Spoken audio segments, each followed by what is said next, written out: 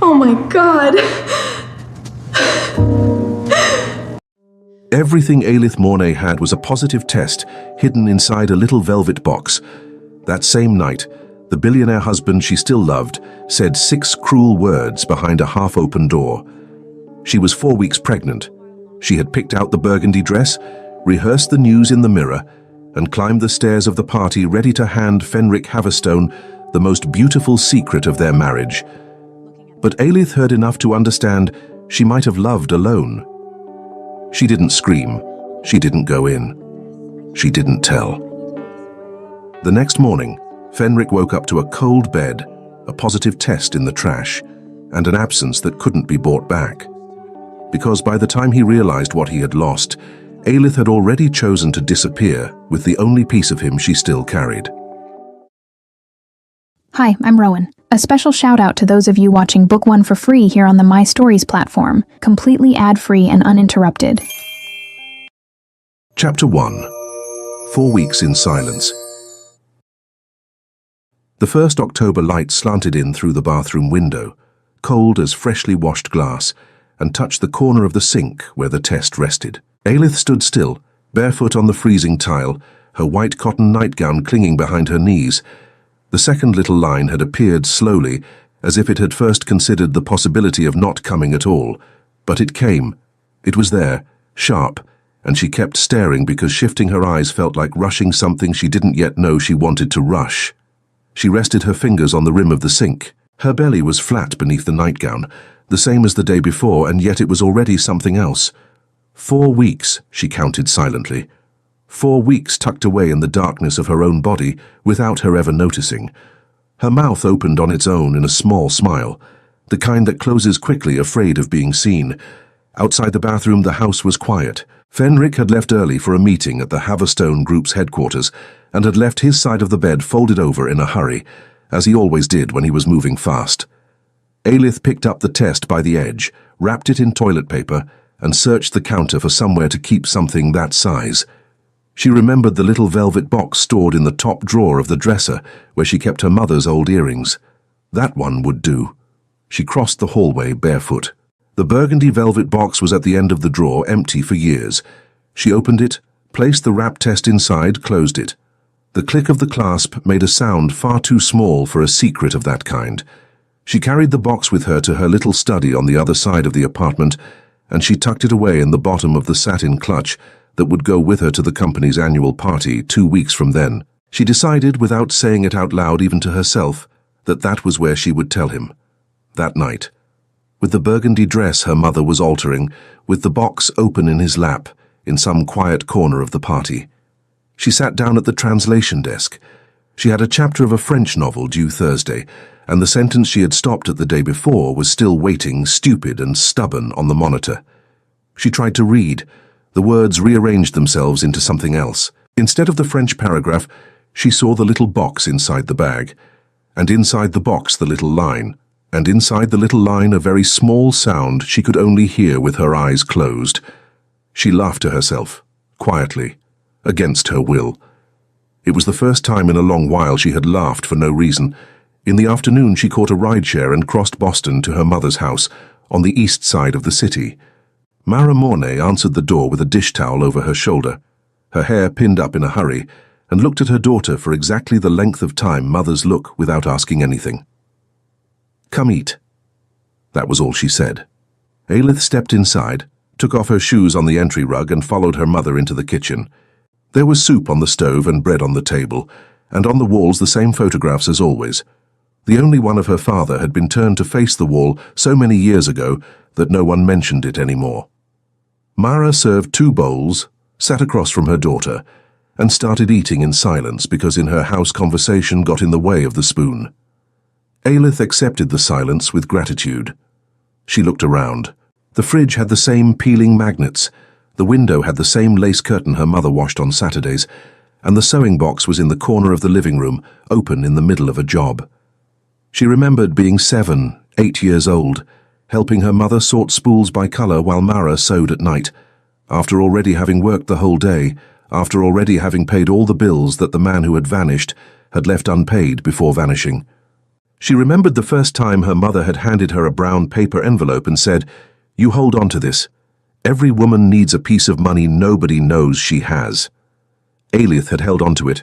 She had kept on holding on to it over the years with the quiet meticulousness of someone who memorizes a habit before understanding why. Even after marrying Fenric, even living in an apartment in Beacon Hill whose elevator opened straight into the living room, even with a joint account whose limit she barely knew, Aelith had kept depositing a small portion of what she earned as a translator into a separate account her husband had never seen. It wasn't distrust, it was muscle memory. "You're skinny," said Mara, without looking up from her bowl. "Either you're eating wrong, or you're thinking too much." "I'm fine, Mum." "Aelith." The young woman looked up. Her mother was looking at her with that way of someone running her hand over fabric before cutting. "Really fine?" There was a second when she almost told her. The sentence rose to the edge of her mouth and stopped there, suspended, heavy the way a good secret is heavy. That was when she remembered she had decided to tell Fenric first. He was the one who had to know first. That was the order. "I'm fine, Mom. Just tired." Mara kept looking at her for one more second, then went back to her soup. "All right," and she didn't ask again. Aelith knew, without needing to be told, that her mother had filed the sentence in the inner folder, where she kept all the things her daughter would one day come back to tell her. The following Sunday, the couple's car climbed the hill in Beacon Hill toward the Haverstone mansion. Aelith was wearing a navy blue dress that didn't make her feel at ease, but that matched her mother-in-law's taste, and Fenric drove in silence beside her, his right hand resting on the gear shift, his jaw slightly clenched the way it got whenever the destination was his mother's house. Aelith touched the tips of her fingers to his knee. He turned only his eyes, not his whole head, just his eyes, and then went back to looking at the street. That was how he said what he said. Thessaly Haverstone opened the dining hall door before they even reached the hallway, as if she had heard the sound of her daughter-in-law's heels from a block away. Sand-colored silk dress, ring on her pinky finger, smile open at exactly the measure that wouldn't be mistaken for affection. "Darling," she said, kissing the air 2 centimeters from Aelith's cheek, "you're pale today. Are you sleeping well?" The young woman smiled back. "I'm great, Thessaly." "Oh, must just be me then." Her mother-in-law adjusted the ring on her pinky with the tip of her thumb. "You know I noticed these things. It runs in the family." Fenric handed his coat to the butler without comment. The young woman registered it without turning her head, the same way he had turned only his eyes in the car. They sat at the round table in the smaller dining room. The soup was served, and Thessaly began, as she began every Sunday lunch, talking about people Aelith didn't know in sentences that sounded affectionate only on the second reading. "Margaret's daughter married that young Whitmore boy. You remember the Whitmores, darling?" she asked her son, without looking at her daughter-in-law.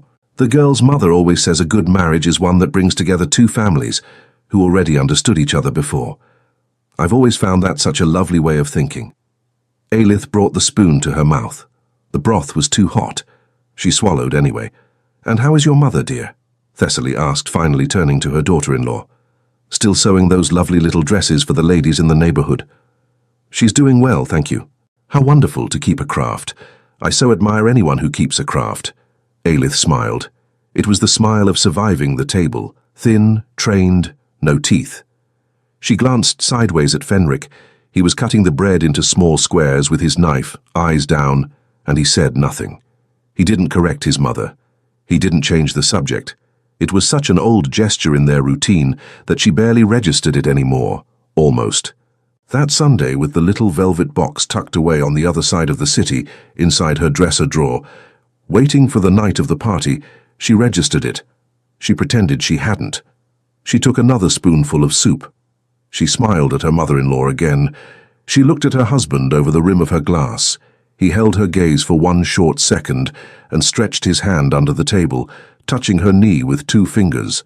His way of apologizing without having to say it. The young woman rested her own hand over his, squeezed lightly, and she thought with a calm that surprised her that she was going to tell him anyway.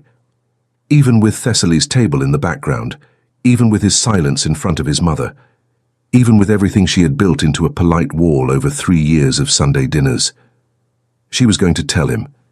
He just had to be on the right side of the door.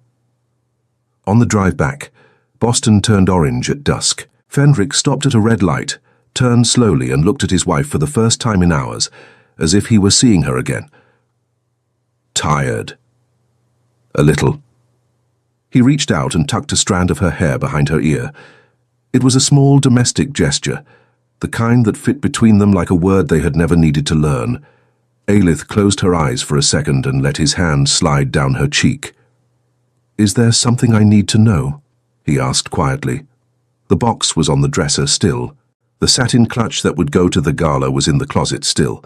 The annual party was still 2 weeks away.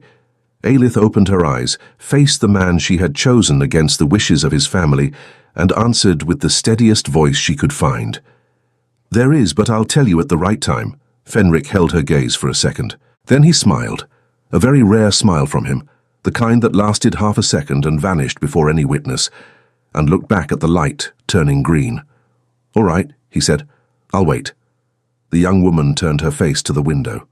Outside, Boston went by slowly, with the autumn leaves falling onto the sidewalks as if being handed out by hand. She rested her own palm against her belly, over the fabric, and made a promise to the secret that had no shape yet. 14 more days. We'll tell him properly, at the party, when he's on the right side of the door. Chapter 2. The night before the party. Mara Mornay's atelier smelled of damp linen and reheated coffee, the way it always had. Eilith pushed open the glass door at 4 in the afternoon on a Friday in October, her hair pinned up haphazardly, and her bag pressed against the side of her body, the side where the little velvet box had been sleeping for a week. Her mother was on her knees in front of a mannequin, with pins between her lips and the measuring tape draped around her neck as always. "You're late," said Mara, without taking the pins from her mouth, the East Boston accent tugging at her vowels. "I took the dress out of the plastic an hour ago. Get up on the platform." Eilith stepped up. The burgundy fell over her shoulders with that precise weight of good fabric, and Mara started circling the platform, the way she had been circling brides for 30 years, eyes narrowed, mouth tight. She ran her hand over the fabric, slowly, from waist to hip, with that professional touch that recognized every millimeter of someone she had carried in her arms since she was a newborn. "This clasp is stiff. A rich man never learns how to fasten a woman's clasp properly. Or he learns and pretends he doesn't," her mother remarked with that irony that didn't require an answer. "I'll switch it for an Italian one. You don't need to change anything, Mom." "Yes, I do. I'm the one who says so." Eilith laughed quietly, and the laugh almost gave everything away. Mara raised her eyes to her daughter through the mirror with plaster-stained edges, with that old reading, the kind of someone who learned to sew first for the body and then for the soul. She didn't ask anything. She just went back to the pin, her hand steady as it ran along the waist of the burgundy, as if measuring something that wasn't on the mannequin. "You're different," her mother said low, without lifting her eyes from the hem. "But if you don't want to tell me now, tell me later. A dress can wait and so can a secret."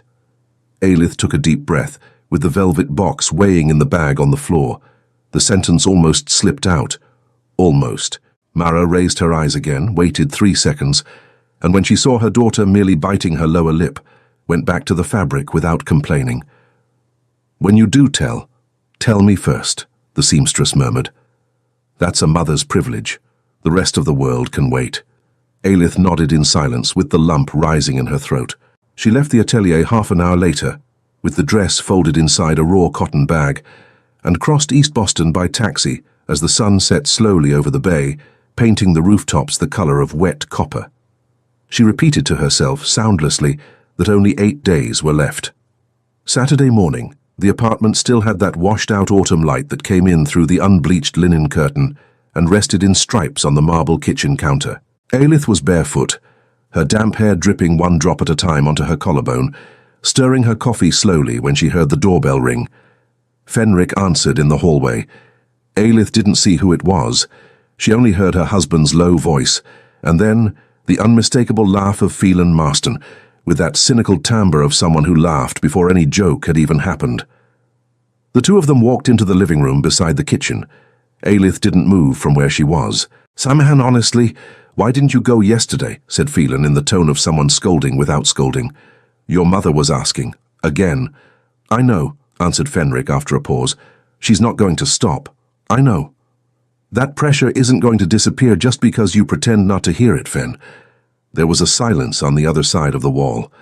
Aelith stopped stirring her coffee and stood there staring at the brown swirl coming undone slowly at the bottom of the cup, with the steam rising in a thin spiral against the light from the window. Fenric's voice came back, even lower, and she had to hold her breath to hear it. Now isn't the moment. It's never the moment, Phelan shot back with a laugh through his nose. Let me know when it is then. Aelith heard the clink of ice in his friend's glass, even though it was 11 in the morning. She lifted her cup, brought it to her lips, and drank her coffee slowly, as if she were alone in the apartment. When Fenric appeared in the kitchen doorway 5 minutes later, his hand on the frame and his expression closed off, she only smiled over the rim of the cup. Phelan? She asked. Already left. Fenric crossed the kitchen, pressed his lips to the top of her head, and stayed there a second longer than he should have. Everything okay? Everything. He watched her for an instant that was too long, with that silent reading she had learned to interpret as attention, and which on that morning, for the first time in 3 years, she reinterpreted as calculation. Fenric pulled away slowly, took the cup from her hands, took a sip of his wife's coffee and handed it back without comment. The gesture was old, worn down by 1,000 identical mornings.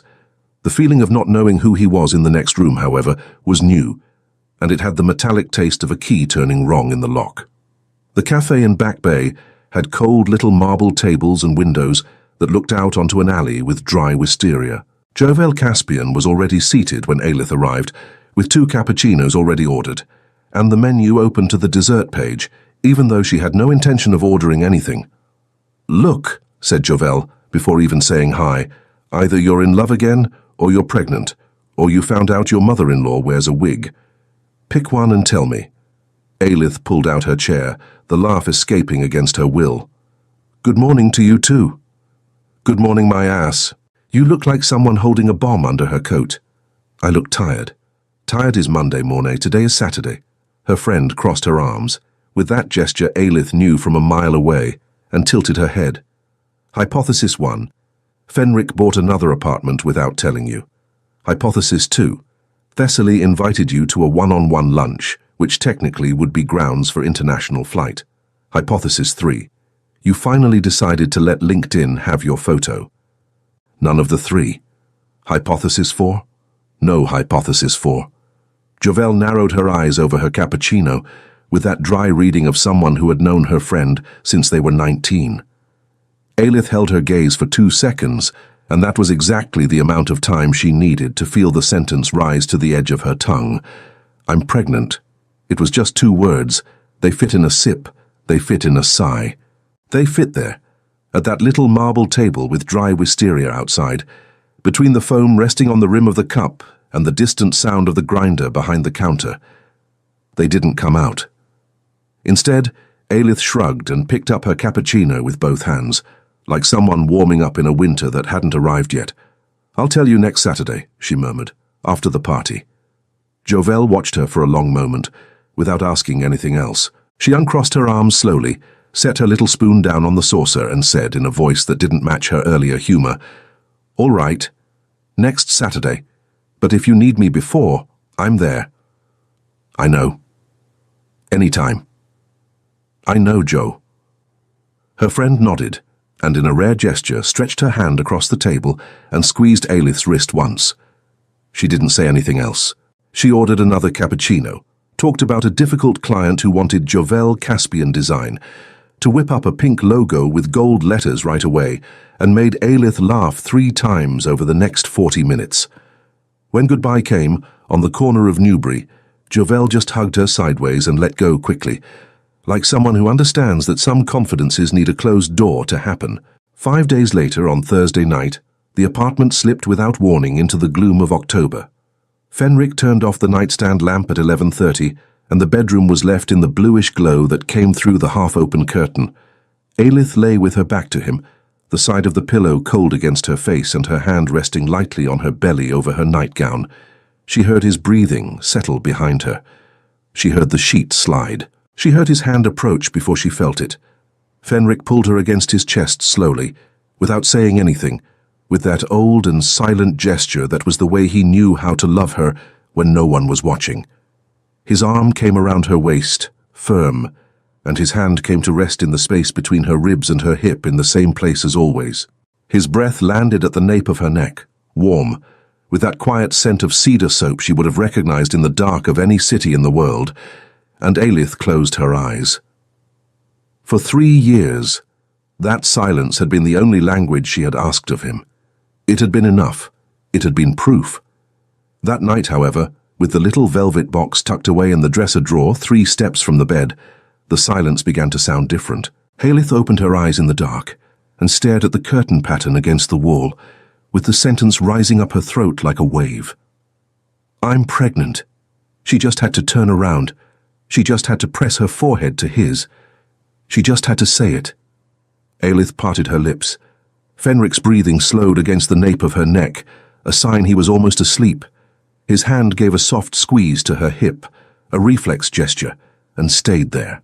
Eilith felt the warmth of his body move down her back, felt the weight of that arm she had known across 1,000 late nights, and the sentence stopped exactly where it had always stopped, behind her teeth, trapped. She swallowed, closed her eyes. She would tell him at the party. She would tell him with the box open between them, with the lights on, with witnesses too elegant for him to back away. She would tell him the way she had rehearsed it in the bathroom mirror, with the right words and the right smile. At the moment he was on the right side of the door. 7 days left. Fenric's hand relaxed on her hip, and his breathing settled into the rhythm of sleep.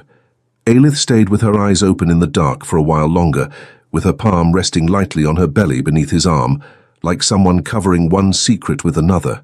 The living room clock struck midnight somewhere far off, a single muffled chime, and she counted the beats of her own chest until she lost them in the darkness. She fell asleep, thinking that a week from then her life would change forever. She had no idea in what direction. Chapter 3. 6 words at the door. The burgundy dress had been hanging on the closet door since mid-afternoon, and Eilith had already looked at it 3 times before touching it. The little velvet box, in the same shade as the fabric, rested on the dresser, as though the whole night depended on that millimetric detail of matching. It was an old trick of her mother's, this one of matching the color of the secret to the color of the dress, not to hide it, but so the heart would remember where each thing was. Eilith sat down in front of the mirror and let the makeup artist work in silence. In the reflection, she watched Fenric cross the bedroom in his tuxedo, still without the bow tie, the tie draped over his shoulder, as if he had given up wrestling with the knot. He stopped behind her, rested both hands on the back of the chair without touching it, and watched her for an instant that was too long. His perfume, wood and something citrusy, always the same for 3 years, arrived a second before his voice. "You look beautiful," Fenric murmured, low, as if the compliment had to fit between 2 steps of a stranger at work. "Thank you," Eilith replied, holding his gaze in the mirror. The makeup artist gave a discreet smile and stepped away to put her brushes back. Eilith took that second to touch the little velvet box on the dresser with her fingertips, the way someone checks if the door is locked before leaving. It was there. Still closed. Still hers. Fenric picked up the car keys, signaled for her to go down first, and before closing the bedroom door he reached for the burgundy coat that matched the dress. He held it out to her without saying anything, just the fabric open in the air and the contained expectation that she would turn around. Eilith turned. She put it on.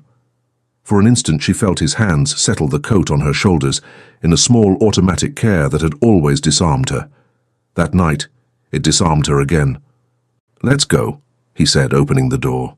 The Haverstone Group ballroom was one of those places designed to impress before even welcoming anyone. High ceilings, heavy chandeliers, marble that returned reflections like a tired mirror. A string quartet played softly beside one of the columns, and the scent of white lilies mixed with champagne hung over everything. Eilith crossed the entrance with Fenric's hand, resting at the discreet curve between her back and her waist. His hand, right there, was a speech for the entire ballroom. Thessaly Haverstone received them before the other guests. She came in midnight blue with the ring on her pinky catching the chandelier light. She kissed her son at one corner of the mouth, with the precision of someone who had rehearsed the gesture for 60 years, and extended her hand to her daughter-in-law in a near embrace that never quite touched. "Burgundy," Thessaly remarked, slowly adjusting the ring on her pinky. "What a brave decision, darling. Most people choose more discreet tones for environments like this, but you've always had that charm of someone who isn't afraid to be noticed." Aelith smiled the smile she had rehearsed for 3 years. "Thank you," she replied, and nothing more. Fenric didn't correct her. He didn't say, "She looks beautiful." He didn't say, "Mother, please." He didn't say anything. He just guided Aelith into the central ballroom with the same hand at her waist, and this time she registered his silence as if her ear had learned a new language over the course of the week. Phelan Marston appeared on the second sip of champagne, gliding among waiters with the ease of someone who had grown up in that kind of ballroom. He carried a glass of whiskey that he spun between his fingers as he spoke. He greeted Aelith with a kiss to the air at the left of her face, and tapped Fenric's lapel before tipping his glass almost to his lips. "Man, honestly," Phelan laughed, "your wife is making every other woman in here look like paper towels. Take pity on them." "Phelan," Aelith shot back with dry humor, "you said that same line last year." "And it's still true," he countered, spinning the glass. "Maybe I'll repeat it next year. It's in my nature to repeat what works." Fenric gave half a smile, in that contained way that always cracked the composure of his face for half a second, before reassembling. Aelith took the chance to slip away discreetly to the table where they were serving cucumber waters with edible flowers. She picked up a glass, brought it to her lips, and let her breath slip down slowly. The cold liquid ran down her throat as if trying to remind her that her body still worked. The satin clutch felt unusually heavy resting on her forearm. It wasn't the box. The box weighed nothing in grams. It was what came after it. Around 10, Aelith realized she hadn't seen Fenric in about 20 minutes. Phelan had also disappeared from the central circle. She crossed the ballroom at a measured pace, greeted 2 women whose names always escaped her, and stopped at the foot of the marble staircase. The upstairs office was to the right of the hallway, past the second arch. She went up. The step was wide, and the heel of her shoe made a muffled sound against the dark carpet. In the upstairs hallway, the light came from low sconces that cast long shadows. Aelith walked to the second arch, and it was there, 2 steps before the office door, that she realized the door was ajar. Not by much. A crack, the width of a finger. She heard Phelan's voice first, louder, still in a joking tone. "Man, honestly, I don't know how you still put up with this whole circus. Your mother was right from the start, wasn't she?" There was a pause, the sound of whiskey being swirled in a glass. Aelith didn't go in. Her hand stopped in mid-air halfway to the doorknob, and her fingers trembled so faintly that she herself could have denied it later. That was when Fenric's low voice crossed the crack of the door. "Marrying her was my biggest mistake." 6 words. It was exactly the length of one full breath of Aelith's, a single one, caught between her chest and her throat. She heard Phelan's laugh come right after, light, the kind that passes between men who know each other too well. Then the sound of the glass being set down on the desk. "Your mother always knew," Phelan remarked with the tone of someone handing out a prize. "We take far too long to admit these things." Fenric answered something quietly that Aelith couldn't repeat even to herself afterward, a short sentence muffled by the door, that seemed to weigh more than the others. Aelith didn't go in. She stepped back, then another step with the presence of mind that only a woman trained to smile at galas can improvise. The carpet absorbed the sound of her heels. The entire hallway seemed for an instant very long. She kept her chin up, held the clutch against the side of her body, and walked backwards until the curve of the stairs. Only there did she turn and descend the steps face forward, her hand on the banister. Halfway down the stairs, she realized she was breathing too slowly, that the air went in but didn't arrive, that the little velvet box inside the clutch against her forearm was a weight that had changed in nature over the last 30 seconds. Before, it had been a promise. Now, it was a document. She crossed the ballroom without greeting anyone, with her rehearsed smile fixed on her lips, and followed the side hallway to the women's restroom. She pushed the gilded door open. It was empty. She locked herself in the first stall, pressed her cold forehead against the marble divider, and stayed there for a length of time she couldn't measure. She didn't cry. The crying refused to come, as if it too had been trained to wait for the appropriate hour.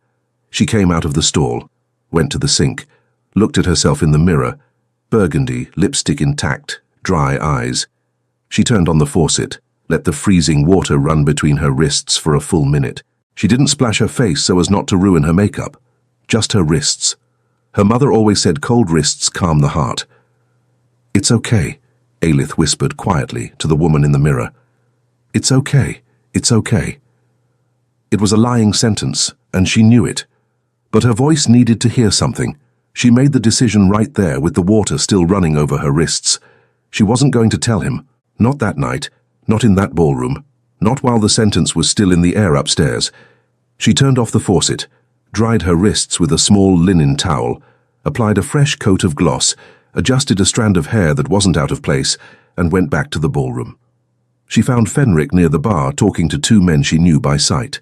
He saw her arrive and gave half a smile, the usual one, the one she had learned to read as tenderness. "You're pale," Fenric remarked quietly, brushing the tips of his fingers against her wrist. "Want to go?"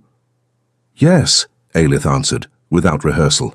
He nodded, excused himself from the two men, signaled one of the staff to call the car, and in less than 10 minutes the two of them were crossing the exit vestibule. Thessaly made the gesture of farewell from the other side of the ballroom, with the ring on her pinky catching the chandelier light. Aelith didn't return the wave. In the car, Fenric pulled the burgundy coat over her shoulders with that same automatic care from the start of the evening. He sat beside her, in the back seat, and watched her profile against the dark glass. The driver took Storrow Drive. The city lights paraded past the window at a gentle pace, orange, distant. The leather seat was warm from the heater, and the scent of the coat, new wool still with a trace of her perfume, tried to make it seem as though the night was still any ordinary night. Aelith kept her eyes fixed on her own reflection, and the reflection, against all expectations, kept her posture impeccable. Only the satin strap of the clutch caught between her fingers marked a red line across the palm of her hand, and the metallic taste of having bitten the inside of her lip kept coming back with every breath. Fenric reached his arm along the back of the seat and rested his hand on the nape of her neck, slowly, without weight, without warning, in the way that had been, over the course of 3 years, his version of a sentence of affection. The warm palm on the exact spot where the neck meets the hair. Aelith didn't respond. She didn't tilt her head into the touch, didn't seek out his hand, didn't lean in. She kept her neck still, with the neutral delicacy of someone who is just tired. Fenric left his hand there for a few more seconds, then with the same slowness he withdrew it. He didn't comment. He rested his head against the seat back and looked at the ceiling of the car. That was how in silence they crossed Beacon Hill. That was how they entered the building's garage. That was how they rode the elevator up with their eyes on the numbers on the panel. That was how they crossed the apartment threshold. Fenric said goodnight with a lingering kiss on her temple. Aelith closed her eyes to receive it, and opened them again the moment he left the room. He showered. He lay down. He turned off the lamp. Aelith stayed sitting on the edge of the bed, still in the burgundy dress, listening to his breathing find the rhythm of sleep. It took about 20 minutes. When she was certain he was asleep, she got up. She took off her earrings and set them on the dresser without a sound. She hung the coat over a chair. She walked into the bathroom backwards, closed the door without a sound, and turned on only the mirror light. The satin clutch was still on her arm. Aelith opened the clasp. She pulled the burgundy velvet box from the bottom with both hands, the way you hold a cup that's too full. She opened the lid. The positive test was still there, intact, with the 2 parallel lines like 2 cancellation marks across an entire life. She looked one last time, eyes still dry. She tilted the box over the small wastebasket beside the sink and let the test drop in. She didn't cover it with paper. She didn't throw anything on top of it. She wanted him to find it. She wanted the only note she would leave to be that one. The velvet box went back into the clutch. Aelith turned off the bathroom light. In the bedroom, she put on a pair of pants, a shirt, a travel coat. She got out a small suitcase that had been sleeping at the back of the closet since the honeymoon and started gathering the essentials: documents, 2 books, the charger, the notebook where she jotted down her translations, 3 sets of clothes, the wool sweater her mother had knitted 2 winters before. She sat down on the armchair in the living room, in the dark, and opened the banking app on her phone. The screen's light made her skin look like paper. She went to her personal account, the one she had kept since before the marriage, fed month by month with a small, stubborn piece of every translation payment, the savings of the girl who grew up watching her mother pay bills with hands full of pins. It was there. Every cent. Aelith transferred it to a savings account opened in her name, a loan, the previous month. She confirmed. She closed the app. She picked up the phone and opened the conversation with Jovel. She didn't type. She just tapped to call. Her friend answered on the second ring, her voice slurred with sleep. Aelith. Can you get here in an hour? Aelith asked quietly, her temple pressed against the building's dark window pane. By the back street. There was a pause on the other end. Aelith heard the sound of a sheet being pushed aside, a light being turned on, a key being grabbed from somewhere. Look, Jovel answered, already awake, already on her feet. 40 minutes. Don't go out the front entrance. I won't, Aelith confirmed with a firm jaw. I'll go through the kitchen. She hung up, pressed the phone to her chest, looked at the closed door of the bedroom where Fenric was sleeping without knowing the bed would dawn cold, without knowing the bathroom wastebasket held the only sentence she could still say that night. And for the first time in 3 years, Aelith Mornay realized that her husband's silence, the same silence she had learned to read as love, had fit, without any resistance, inside 6 words. Chapter 4. The Cold Bed and Jovel's Door. It was 3 in the morning when Aelith closed the small suitcase in the dark living room with the soft click of someone who has practice not waking anyone. The burgundy coat was left folded on the armchair, without a message on top of it, without a key returned beside it, without anything that looked like a parting gesture. Just the coat, the hem still damp from the dew on the balcony, and, in the bathroom, the uncovered test in the wastebasket. She crossed the hallway with her shoes in her hands. The parquet creaked at 2 spots she knew by heart. She avoided both without thinking. The bedroom door was still closed, and the breathing on the other side kept the steady rhythm of sleep. Aelith didn't stop to look. She knew if she looked, she lost. She knew if she saw him face down, with his arm stretched out toward the empty side of the bed, she would unpack the entire suitcase right there on the floor. She went out through the kitchen, through the narrow service door that opened onto the building's staff corridor. She took the service elevator down, which smelled of industrial detergent and damp cardboard. She crossed the garage on the opposite side from the reserved spots. She pushed open the side door, and the cold October Boston air hit her face with the violence of a reminder. Jovel's car was parked half a block away, headlights off and the heater running. Aelith opened the passenger door, threw the suitcase onto the back seat, and sat down without saying a word. Jovel looked at her once, only once, and shifted into first gear. Look, Jovel murmured, without taking her eyes off the rearview mirror. We're going to my apartment. You sleep. We talk later. Aelith nodded. She rested her temple against the cold glass. She didn't cry. The crying still refused to come, as if there were a line to respect. The car took Storrow Drive in the opposite direction from the ride home from the party. The city lights paraded past the window at a gentle pace, orange, identical to those of 2 hours earlier, and absolutely different. The Charles River appeared between the buildings like a strip of liquid lead, and the smell of the car's interior, a mixture of reheated coffee and the citrus perfume Jovel had worn since college, gave Aelith back a feeling that bordered on childhood. At Jovel's apartment in the South End, Aelith lay down on the living room sofa, with her mother's wool sweater pulled up to her chin. The wool smelled of coconut soap and the sewing studio, 2 scents that always came together. Jovel covered her with a plaid throw, left a glass of water on the coffee table, and sat on the floor beside the sofa, leaning against the side of it. She didn't ask. She didn't offer an opinion. She just stayed. Jovel's phone vibrated on the coffee table. She tilted the screen slightly, read the name, and silenced it without answering. Your mother-in-law, she murmured quietly, for Aelith to hear or not as she chose. 3rd time today. Aelith didn't open her eyes. Jovel left the device face down and went back to resting her chin on her knees. I'm pregnant, Aelith whispered, sometime near dawn. Jovel stayed silent for an instant. That was too long. Then she crossed her arms over her knees, rested her chin on them and answered without turning her face. "I figured," she admitted. "You were too strange at the cafe." Aelith closed her eyes. The first light of Sunday came through the gap in the curtain, like a promise too small for the size of the day. She fell asleep finally with the throw pulled up to her nose. Aelith learned about this scene through Jovel's voice, on Sunday night, in the kitchen of the South End apartment. Jovel told it slowly, like someone unwrapping someone else's account without rushing. "He called me this morning," said her friend, leaning against the counter, arms crossed. "Said he woke up, that he reached out to your side of the bed before opening his eyes and found the sheet cold. That he called your name in the empty bedroom. That he went to the living room, saw the burgundy coat on the armchair, saw the satin clutch on top of it, and that he understood right then that the bathroom was going to have something for him. He walked down the hall, pushed the door open. The light was on." Aelith listened with both hands wrapped around her mug. "He said he crouched down in front of the wastebasket," Jovel continued. "That he picked up the test with the tips of his fingers. That he brought it up to the height of the mirror, and his hand started shaking.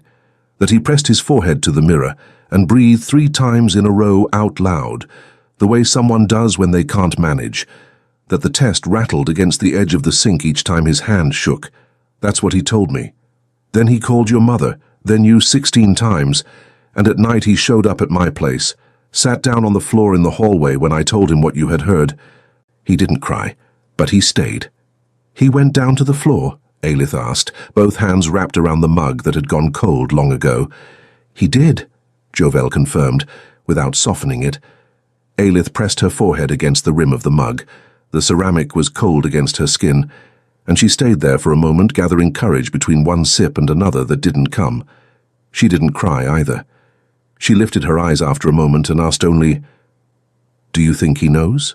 "About the baby," Jovel returned. Aelith nodded. "Look," Jovel answered, crossing her arms. "You left the test uncovered in the trash. He knows." She stayed quiet for a moment, then adjusted her tone like someone remembering a small thing that needs to be said before being forgotten. "Oh, his secretary called me yesterday. Some flowers arrived at the office, sent by Darcia Whitmore. She sent them back without saying anything to him. I figured you should know." Aelith lifted her eyes from the mug for a second, registered the name and went back to the steam. Aelith arrived at the cottage in Vermont the following Wednesday, after nearly 4 days at Jovel's apartment, organizing the essentials. Aunt Ines Caspian, a lawyer in Vermont, sister of Jovel's father, was waiting for her at the porch threshold with a tea tray and her glasses on top of her head. The smell of cinnamon rose from the tray in small white wisps. "Let's take this step by step," Ines said before any greeting, taking off her glasses to emphasize. "First, coffee. Second, rest. Third, whatever you need." Aelith smiled against her will for the first time in 4 days. The cottage had light wood walls, a stone fireplace in the center of the living room, and a large window that looked out onto the backyard. The floorboards smelled of beeswax and dry leaves. Aines left the keys on the table, showed her the guest room, pointed out the clinic in the small town for the first appointment, and left before nightfall with a simple, "Anything, any time." Aelith stayed.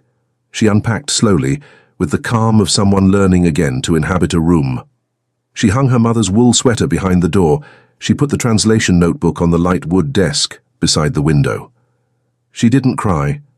The following Wednesday, October 28th, Aelith drove Aunt Inez's borrowed car to the clinic in the small town. The doctor, a woman with short white hair and warm hands, measured, noted, talked little. She turned on the machine. The screen lit up in a bluish-grey light that tinted the low ceiling of the room. "Here," the doctor indicated, pointing. Aelith turned her face to the screen. There was a small shape, the size of a large seed, with an inner pulse blinking at its own rhythm. Quick, stubborn, indifferent to everything that had happened in the last 2 weeks. "That's the heart," the doctor explained quietly. "It's perfect." Aelith didn't say anything. She stared at the pulse on the screen for a length of time the doctor respected in silence. When she finally managed to speak, it was to ask if she could take the printout. The doctor handed her the small picture, on grey thermal paper. Aelith tucked it inside the translation notebook between 2 blank pages. She left the clinic, sat in the car, put both hands on the steering wheel, and there, with the key still in the ignition, with the picture closed between the pages of the notebook on the passenger seat, with the garden of a small Vermont town on the other side of the glass, there, finally, Aelith Mornay cried. She cried without sound, without sobs, without spectacle, just the tears slipping down slowly while the car's engine kept running and the heater warmed her feet. She stayed there for about half an hour. Then she wiped her face with the sleeve of her coat, shifted the gear and drove back to the cottage along the narrow road, lined with yellow birches. On the way, she did 3 mental calculations. The savings would last 6 months without working. With translation, they would last longer. And there was a long time still before the baby was born. She had time. She had ground beneath her feet. She had a door no one was going to open without her permission. That was how, with the picture of the blinking pulse tucked away between 2 blank pages, Aelith got through the next 6 weeks. She worked, ate, slept, walked through the garden among the red leaves that were turning brown, answered 2 calls from Jovel a week, and none from Fenric, because Fenric, after that Sunday in the South End hallway, had stopped calling. He stopped. He didn't give up. He just stopped calling. And on a Monday dawn at the end of November, when Aelith's blood pressure spiked all at once in the middle of her sleep, and she woke up with the room slowly spinning and her hand reaching for the phone on the nightstand, it was Jovel she called first, but Fenric's name was there sitting in the contacts list with 6 weeks of accumulated silence behind it, and the phone this time would ring. Chapter 5. Where the Snow Falls Slowly. The Vermont dawn had a sound of its own, the thin creak of wood contracting in the cold, the wind beating against the porch windows, the silence piled up between the trees like snow before the snow. Aelith woke with the ceiling spinning slowly.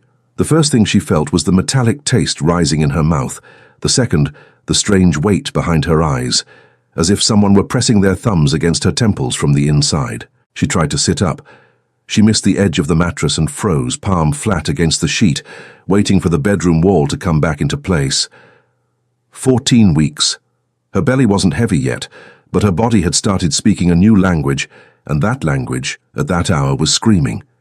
The phone was on the dresser, screen dark, the worn leather case she had been carrying since Boston. Aelith crossed the 3 steps like someone walking on thin ice, feeling the cold wooden floor bite the soles of her bare feet. She dialed Jovel. Her friend answered on the second ring, voice slurred with sleep, but alert in the same sentence. "Look," Jovel began before Aelith even answered. "You're calling at 3 in the morning, so tell me quick what it is." "My blood pressure," said Aelith, and closed her eyes. "It's not good."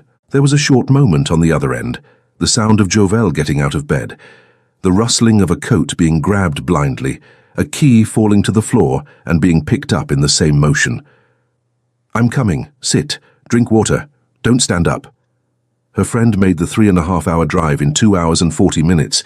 Aelith learned that later, because at the time she knew nothing. Only the tick-tock of the clock above the dead fireplace, her own off-beat pulse against her collarbone, Fenric's name sitting in the contacts list like a door she still couldn't bring herself to cross. Jovel came through the cottage without knocking. She drove her to the clinic in the small town in silence, both hands on the wheel and her eyes steady on the empty road, where the headlights opened a short tunnel against the pitch black. She only spoke again in the waiting room, after the nurse had taken her blood pressure, adjusted the monitor and left Aelith lying down with a cold compress on the nape of her neck. "Look," Jovel said, leaning against the wall, "I'm not going to ask anything right now." "But you've already understood that this isn't something to carry alone, right?" Aelith didn't answer. She just turned her face against the pillow and let the tear fall without covering it. On the drive back, the sun was starting to stain the dark blue of the road. Jovel drove slowly, with the heater on the lowest setting because heat made Aelith nauseous. The trees went past like tall shadows, and Aelith, with her hand resting over her still discreet belly, heard her own voice come out before she decided to speak. "You can give him the address." Jovel didn't take her eyes off the road. "Are you sure?" "No," Aelith breathed. "But give it to him anyway." Fenric arrived the following afternoon. Aelith heard the sound of the car before she saw it, the engine slowing on the dirt road, the tire adjusting to the gravel of the driveway.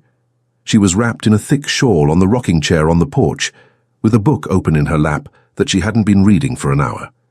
He crossed the yard without a coat, grey flannel shirt, dark pants, more days of unshaven beard than Aelith could count. His red eyes seemed to belong to a different man, not the tie-wearing heir she had met at Beacon Hill dinners, but someone who had unlearned how to sleep. He stopped at an exact distance. Not 3 steps, not 2. The distance of someone who had learned, at some point during those 6 weeks, that going in without permission was what had driven her away. "I'm not here to ask you for anything," said Fenric. His voice was hoarse, low, and he pressed his lips together after the sentence as if measuring each word before letting it out. "I just wanted to follow the pregnancy. If you'll let me." Aelith closed the book. The sound of the paper closing seemed louder than it should have. "I'll let you know when the next appointment is," she said, without looking directly at him. "By text." He nodded once. He didn't try to come closer, didn't offer his hand. He took an inn card out of his pocket, set it on the porch railing like someone leaving an offering, and went back the way he had come. Aelith kept looking at the spot where the car had disappeared, long after it was gone. The routine began on the following Thursdays. He would show up for the appointment, sit 2 chairs away in the waiting room, and never ask to come in with her.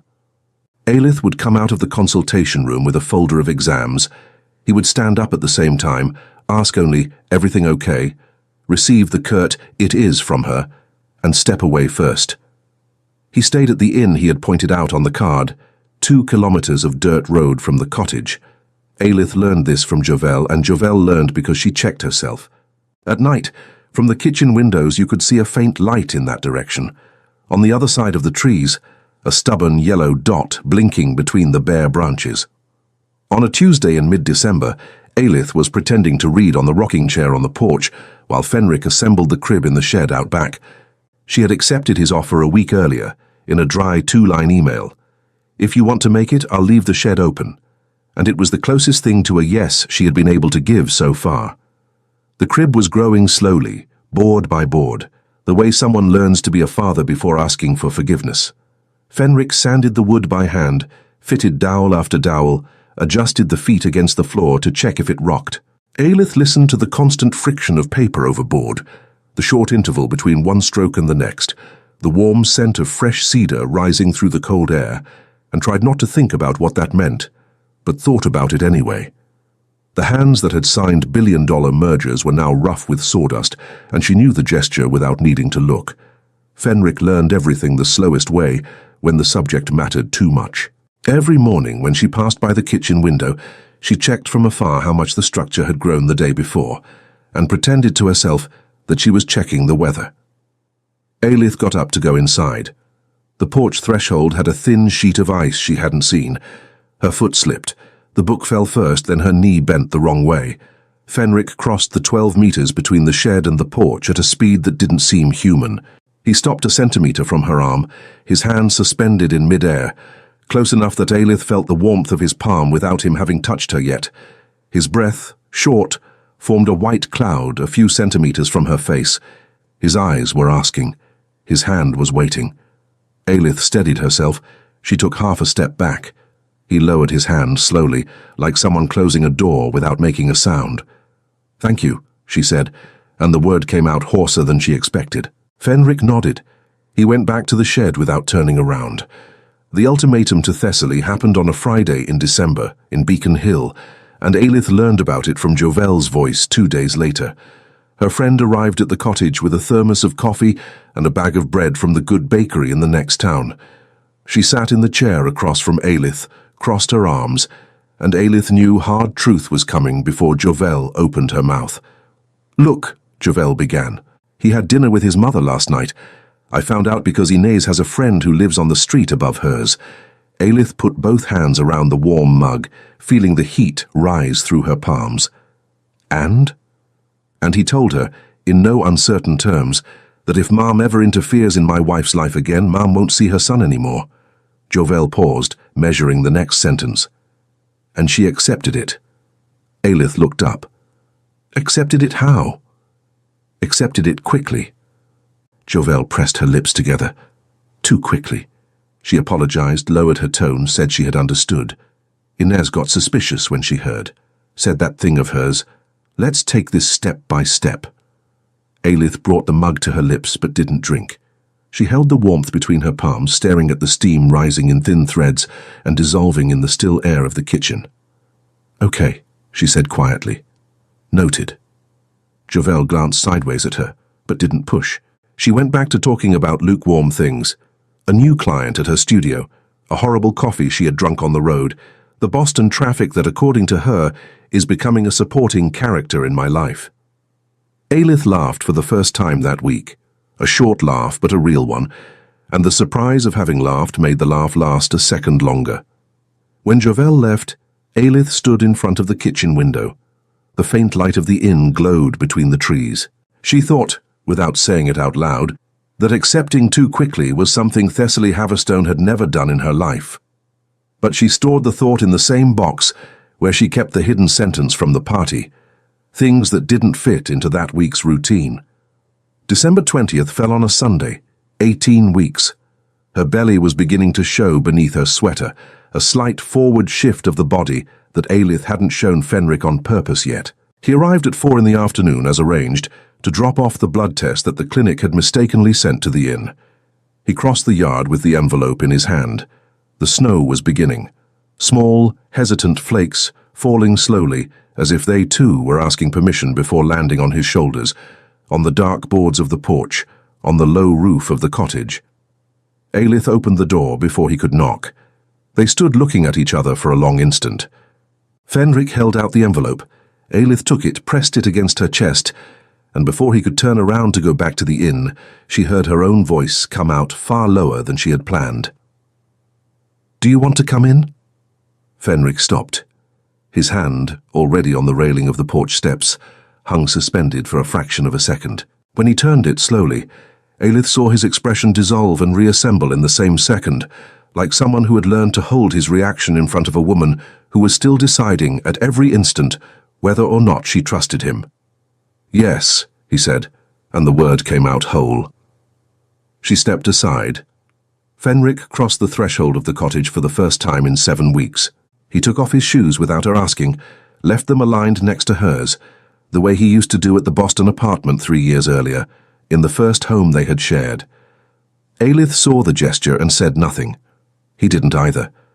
The cottage kitchen had light wood, a worn round table in the centre, copper pots hanging above the old stove, and 2 cups Aelith had already set out on the counter an hour earlier, without admitting, even to herself, that she had set them out for 2.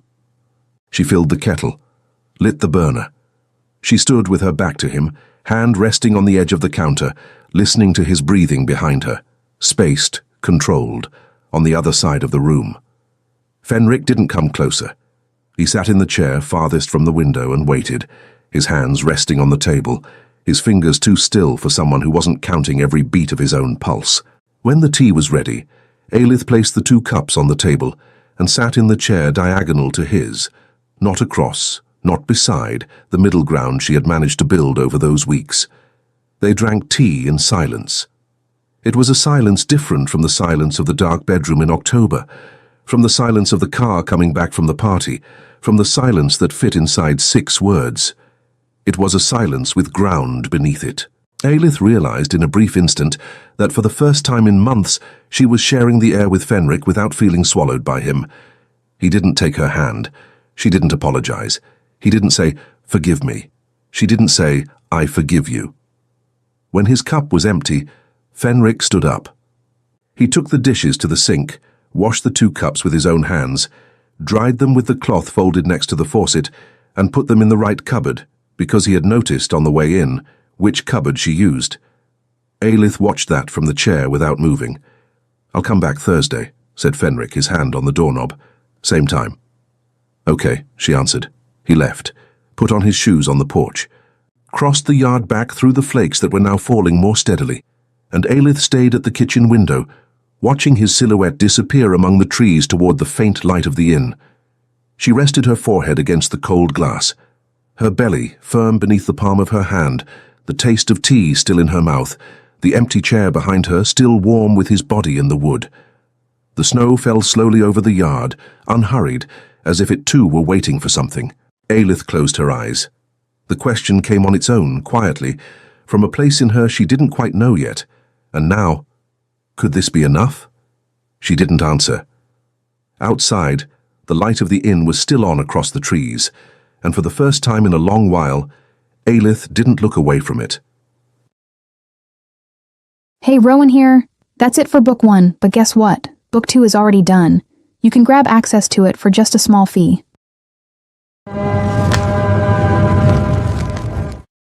Aelith thought Fenric had become her home. 7 months pregnant, 3 months of peace. The cottage in Vermont, the coffee forgotten on the table, his shirt on her body, and that low voice saying her name as if she were the only woman who still fit in his life. She almost believed it. Until another woman came between them, it wasn't just her name. It wasn't just the past. It was the way everything felt, too recent, too intimate, too alive. And suddenly every touch from him seemed rehearsed, every silence calculated, every promise a door slammed in her face. When the phone vibrated with Fenric's name, Aelith froze. Not because she didn't feel anything, but because, if she heard his voice in that moment, she might forget her own pain just to believe one more lie. So she pressed her hand to her belly and understood. Maybe he had never been hers. Maybe she had only been filling someone else's place. And her only value was in the air. Like I said, that was just a taste of Book 2. To watch it uncensored, just click on the first link here in the pinned comment. I'll see you on the other side in a few seconds. Remember, just click on the first link down here in the comments, and Book 2 complete, no ads, no interruptions, will already be available for you. It's very simple. Book 2 is something I'm loving making. You're loving it too, so I promise there will be more. It's where you find increasingly spicy stories, a true dark romance. And precisely because this version is getting more and more heated, the video isn't well accepted publicly on YouTube. This closed environment is where I can actually share my essence and where I feel free to do my best work for you. More news coming soon. I'll be waiting for you on the other side. Now, unfortunately, a lot of people have been downloading our audio, effectively copying the entire story, and just re-uploading it to YouTube. If you want to watch the original story, and be the first to get the next ones, search for My Stories by Rowan on YouTube for the best billionaire and CEO romance content. Remember, the official channel is My Stories by Rowan on YouTube and the My Stories platform. I'll be waiting for you there. Love, Rowan. Congratulations! Your purchase has been confirmed, and you now have full access to Books 1 and 2 of all our stories, completely ad-free and uninterrupted. Everything is available on the My Stories platform. From mafia romance and billionaire romance to our spicier tales, this content is ready for you now, with new episodes added daily. Access is simple. Just log in using the same email address you used for your purchase. A confirmation has also been sent to that same email. The My Stories platform is very simple and intuitive. Each image represents a story. If it has a Book 2, just click and press play. Everything is already unlocked for you. You can also rate each story, leave a like, and write a comment. Your feedback will be visible to all our other subscribers. This is our romance universe, so please feel free to interact. From this moment on, this is officially your home for romance stories. Just head over to mystoriesromance.com and press play. Welcome to the family.